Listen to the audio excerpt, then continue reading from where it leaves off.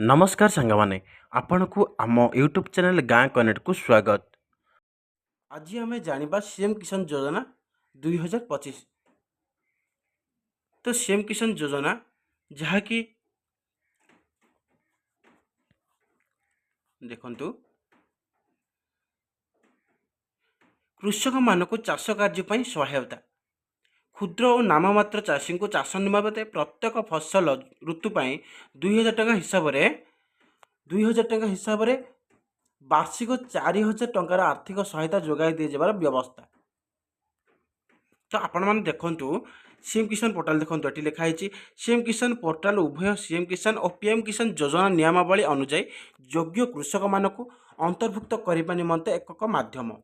यही पोर्टाल रे ग्रामांचल क्षुद्र नाममात्र कृषक और भूमिहीन कृषि परिवार सीएम किसान योजना रे अंतर्भुक्त होगा निमंते आवेदन करें। सेहीपरि यही पोर्टाल रे उभय ग्रामांचल और सहरांचल समस्त वर्गर योग्य चाष जमी थिबा कृषक पीएम किसान योजना रे अंतर्भुक्त होगा निमंते आवेदन करें। पीएम किसान और सीएम किसान निमंते चाषी पंजीकरण केमिति देखंतु चाषर उपयोग निमंते दरकार होउथिबा चाष सामग्री यथा बिहन सार कीटनाशक क्रय तथा मूल्य मजूरी प्रदान पाई सरकार तरफ आर्थिक सहायता पाइबा पाई पंजीकरण करबा पाई एठी हमर ऑप्शन देइछि। तो जहाँकि पूर्वर जो मैंने पंजीकृत करथिले सेमाने स्थिति जांच करि परिबे। तो आम जानवा देखु सीएम किसान और पीएम किसान रो सुविधा कौन क्षुद्र और नाममात्र चाषी देखु। तो सीएम किसान रो सुविधा हूँ 4000 जहाँकि ग्रामीण हिताधिकारी मान। तो देखो सीएम किसान योजना रे ग्रामांचल योग्य क्षुद्र और नाममात्र चाषी दुईट फसल। तो सीएम किसान रो सुविधा हूँ 4000 टंका जहाँकि ग्रामीण हिताधिकारी मान। और देखो एपट अच्छी पीएम किसान सुविधा 6000 ग्रामीण और शहरी हिताधिकारी मान। तो देखो सीएम किसान योजना रे ग्रामांचल योग्य क्षुद्र और नाममात्र चाषी दुईट फसल ऋतु पाई वार्षिक 4000 टंका एवं सहरांचल क्षुद्र और नाममात्र चाषी पीएम किसान योजना रे वार्षिक 3टी किस्ती 6000 टंका हिसाब से 2 गोटी योजन समुदाय वार्षिक 10,000 टंकार सहायता लाभ करेंगे। देखु तो सीएम किसान 4000 और पीएम किसान 6000 टंकार बेनिफिट्स पाई परिबे। तो देखो एथिर अच्छे मध्यम और बृहत चाषी पीएम किसान जो मैंने कि करें आवेदन ग्रामीण और शहरी हिताधिकारी मान।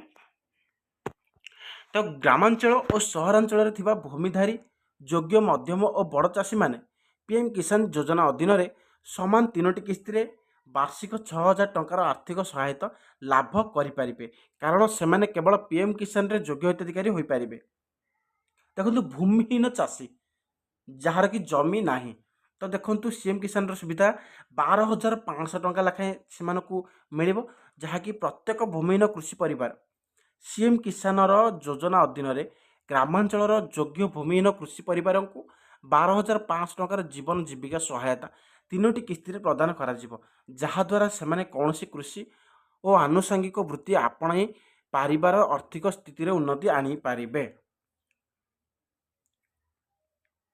तो देखो ये पंजीकरण निर्देशावली जहाँकि योग्यता मानदंड देखो सीएम किसान तो क्षुद्र और नाममात्र चाषी ग्रामांचल जो मानकर 5 एकरु कम चाष जमी थी तो भूमिहीन कृषि परिवार ग्रामांचल जो भूमिहीन श्रमिक परिवार कृषि को मुख्य कार्य भाव में ग्रहण कर परिवार प्रतिपोषण करि उभय उपादान पाई आवेदनकारी निश्चित भाव में ओडिशार स्थायी बासिंदा होगा आवश्यक। सहायता राशि सीधा सड़क हिताधिकारी बैंक खाता पैठ हो। तो सीएम किसान विषय जानिले तो पीएम किसान विषय में जाना। तो यार योग्यता मानदंड देखु पीएम किसान योजना हूँ भारत सरकार द्वारा पूर्ण अनुदान रे परिचालित एक केंद्रीय योजना। यह 1/12/2018 तारीख कार्यक्षम होइछि। यही योजना अधीन रे समस्त चाषी जमी थिबा कृषक परिवार 3टी समान किस्ती वार्षिक 6,000 टंकार आय सहायता लाभ करेंगे। यही योजना अधीन रे परिवार संज्ञा हेउछि स्वामी ସ୍ତ୍ରୀ ଓ ସେମାନଙ୍କ ଉପରେ ନିର୍ଭରଶୀଳ ସମସ୍ତ ନାବାଳକ ସନ୍ତାନ। ରାଜ୍ୟ ସରକାର ଏହି ଯୋଜନାର ନିୟମାବଳୀକୁ ଅନୁସରଣ କରି ଆର୍ଥିକ ସହାୟତା ପ୍ରଦାନ ନିମନ୍ତେ ଯୋଗ୍ୟ ହିତାଧିକାରୀ ଚାଷୀ ପରିବାର ଚୟନ କରିବେ। ସହାୟତା ରାଶି ସିଧାସଳଖ ହିତାଧିକାରୀଙ୍କ ବ୍ୟାଙ୍କ ଖାତାରେ ପଇଠ ହେବ। ପିଏମ୍ କିଷାନ ପାଇଁ ଆବେଦନକାରୀ ନିଶ୍ଚିତ ଭାବରେ ଓଡ଼ିଶାର ସ୍ଥାୟୀ ବାସିନ୍ଦା ହେବା ଆବଶ୍ୟକ। ତ ଏଥିରେ ଅଯୋଗ୍ୟତା ମାନଦଣ୍ଡ ଦେଖନ୍ତୁ, ଅନୁଷ୍ଠାନର ଭୂମି ମାଲିକ, ସାମ୍ବିଧାନିକ ପଦବୀରେ ପୂର୍ବତନ ତଥା ବର୍ତ୍ତମାନର ଧାରକ ଯଥା ପୂର୍ବତନ ତଥା ବର୍ତ୍ତମାନର ମନ୍ତ୍ରୀ, ରାଜ୍ୟମନ୍ତ୍ରୀ ତଥା ଲୋକସଭା, ରାଜ୍ୟସଭା, ରାଜ୍ୟ ବିଧାନ ପରିଷଦର ପୂର୍ବତନ ଉପସ୍ଥିତି ସଦସ୍ୟ, ମ୍ୟୁନିସିପାଲିଟି କର୍ପୋରେସନର ପୂର୍ବତନ ତଥା ବର୍ତ୍ତମାନର ମେୟର, ଜିଲ୍ଲା ପଞ୍ଚାୟତର ପୂର୍ବତନ ତଥା ବର୍ତ୍ତମାନର ଅଧ୍ୟକ୍ଷ, କେନ୍ଦ୍ର ସରକାର ରାଜ୍ୟ ସରକାରଙ୍କ ଅଧୀନ କାର୍ଯ୍ୟାଳୟରେ କାର୍ଯ୍ୟରତ ଅବସରପ୍ରାପ୍ତ ସମସ୍ତ କର୍ମଚାରୀ, ସ୍ୱୟଂଶାସିତ ଅନୁଷ୍ଠାନ, ସ୍ୱାୟତ୍ତଶାସିତ ଅନୁଷ୍ଠାନ, PSU ସଂସ୍ଥାରେ ନିୟମିତ କର୍ମଚାରୀ, ବିବିଧ କାର୍ଯ୍ୟରତ କର୍ମଚାରୀ, ଚତୁର୍ଥ ଶ୍ରେଣୀ କର୍ମଚାରୀ, D ଗୋଷ୍ଠୀ କର୍ମଚାରୀ ବ୍ୟତୀତ ସମସ୍ତ ଅବସରପ୍ରାପ୍ତ ପେନସନଭୋଗୀ ଯାହାଙ୍କ ପେନସନ 10,000 ଟଙ୍କାରୁ ଅଧିକ ହୋଇଥିବ, ଯଦି କୌଣସି ସଦସ୍ୟ ବିଗତ ଆର୍ଥିକ ବର୍ଷରେ ଆୟକର ପ୍ରଦାନ କରିଥିବେ, କୌଣସି ବୃତ୍ତିଗତ ସଂସ୍ଥାଗୁଡ଼ିକରେ ପଞ୍ଜୀକୃତ ଡାକ୍ତର, ଯନ୍ତ୍ରୀ, ଆଇନଜୀବୀ, ଚାର୍ଟାର୍ଡ ଆକାଉଣ୍ଟାଣ୍ଟ ଏବଂ ଆକ୍ଟିଭିଷ୍ଟ ହୋଇଥିବ।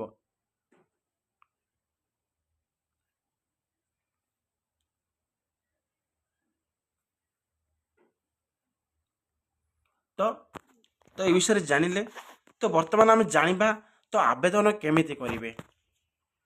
ତ ଆବେଦନ କରିବା ପାଇଁ ହେଲେ ତ ଏଠି ଦେଖନ୍ତୁ ଚାଷୀ ପଞ୍ଜୀକରଣ ଅଛି, ସେଥିରେ କ୍ଲିକ୍ କରିବା ପାଇଁ ପଡ଼ିବ। କ୍ଲିକ୍ କଲା ପରେ ଏମିତି ଗୋଟେ ସାଇଟ୍ ଓପନ୍ ହେଇଯିବ, ଯାହାକି ଫର୍ମ ରେଜିଷ୍ଟ୍ରେସନ୍। ଏଥିରେ ଆପଣଙ୍କର introduction form, new farmer registration ଏଥିରେ ଦେଇଛି ଆପଣମାନେ କ'ଣ କରିବା ପାଇଁ ପଡ଼ିବ। ତ eKYC OTP based Aadhaar eKYC ଓ biometric eKYC in mandatory of enrolment, ଏମିତି ସବୁ ଦେଇଛି। ଏଗୁଡ଼ାକ ସବୁ ପଢ଼ି ନେବେ। କ୍ଲିୟର ଭାବରେ ପଢ଼ିଲା ପରେ ଆପଣ ଏଥିରେ ଡେକ୍ଲାରେସନ୍, ଆପଣ please provide correct Aadhaar number and of self in the, ଏଥିରେ ଯେଉଁ ଯାହା ବି ଦେଇଛି ଆପଣ କ୍ଲିକ୍ କଲା ପରେ ଏହି ବକ୍ସ ଉପରେ କ୍ଲିକ୍ କରି ତ ପ୍ରୋସିଡ୍ ଉପରେ କ୍ଲିକ୍ ମାରିବେ। ତ ପ୍ରୋସିଡ୍ ଉପରେ କ୍ଲିକ୍ କଲା ପରେ ଆପଣଙ୍କର ଆଧାର କାର୍ଡ଼ ଏଠି ଦେବା ପାଇଁ ପଡ଼ିବ, ଯାହାକି ଆପଣଙ୍କର ଆଧାର କାର୍ଡ଼ ଏଠି ଦେବେ। ଯେମିତିକି ଦେଖନ୍ତୁ ଏଠି ଆଧାର କାର୍ଡ଼ ଦେଲା ପରେ ଆପଣ କ୍ୟାପଚରଟାକୁ ଭରି ନେବେ। ଟିକେ ରୁହନ୍ତୁ, କଟିଗଲା। ତ ବର୍ତ୍ତମାନ ଦେଖନ୍ତୁ, ତ ଏଠି ଆପଣ ଆଧାର କାର୍ଡ଼ ଦେଇକରି ଆଧାର ଦେଲା ପରେ ଆପଣଙ୍କର ସାଇଟ୍ ଖୋଲିଯିବ। ତ ଆପଣଙ୍କର ଫିଲ୍ଅପ୍ କରିବା ପାଇଁ ପଡ଼ିବ, ରେଜିଷ୍ଟ୍ରେସନ୍ କରିବା ପାଇଁ ପଡ଼ିବ। ତ ଆପଣମାନେ ଯଦି କୃଷକ ଓଡ଼ିଶା କରିନଥିବେ ତ ଏଥିରେ ନେବ ନାହିଁ। ତ ଆପଣମାନେ ଏହାକୁ ଆବେଦନ କରିବା ପୂର୍ବରୁ ଆପଣ ଯଦି କୃଷକ ପଞ୍ଜୀକରଣ କରିନାହାନ୍ତି କୃଷକ ଓଡ଼ିଶା ଆପଣ ସାଇଟ୍ରେ ଆପଣ ପଞ୍ଜୀକରଣ କରିନେବେ। ଯଦି ନ କରିବେ ଏଟା ଆପଣ ଆବେଦନ କରିପାରିବେ ନାହିଁ। ତ ଆଉ ଗୋଟେ ଭିଡ଼ିଓ ମାଧ୍ୟମରେ ମୁଁ ଆପଣଙ୍କୁ କୃଷକ ଓଡ଼ିଶା ରେଜିଷ୍ଟ୍ରେସନ୍ ବିଷୟରେ ସମ୍ପୂର୍ଣ୍ଣ ଡିଟେଲ୍ସ ଦେଇଦେବି। ତ ଆପଣମାନେ ସେଥିରେ ଜାଣିପାରିବେ। ତ ଯେଉଁମାନେ କୃଷକ ଓଡ଼ିଶା ପଞ୍ଜୀକରଣ କରିଦେଇଛନ୍ତି କୃଷକ ଓଡ଼ିଶାରେ, ତ ଆପଣମାନେ ଏଟା ଆବେଦନ କରିପାରିବେ। ତ ଇଜିଲି ଆପଣ ନିଜ ମୋବାଇଲ ମାଧ୍ୟମରେ ମଧ୍ୟ ଆବେଦନ କରିପାରିବେ। ତ ଆପଣଙ୍କର ଡକୁମେଣ୍ଟ ଦରକାର ପଡ଼ିବ ଆଧାର କାର୍ଡ଼, ଯାହାକି ଆପଣ ଏଥିରେ ଆବେଦନ କରିପାରିବେ। ତ କୃଷକ ଓଡ଼ିଶା ପାଇଁ ଆପଣଙ୍କର କ'ଣ ଡକୁମେଣ୍ଟ ତ ମୁଁ ଆଉ ଗୋଟିଏ ଭିଡ଼ିଓରେ କହିଦେବି। ତ ଯଦି ଆପଣଙ୍କୁ ଭିଡ଼ିଓଟି ଭଲ ଲାଗିଲା ତ ଗୋଟେ ଲାଇକ୍ ଆଉ ସେୟାର କରିଦେବେ, ଆଉ ସବସ୍କ୍ରାଇବ୍ କରି ଆମ ଚ୍ୟାନେଲଟିକୁ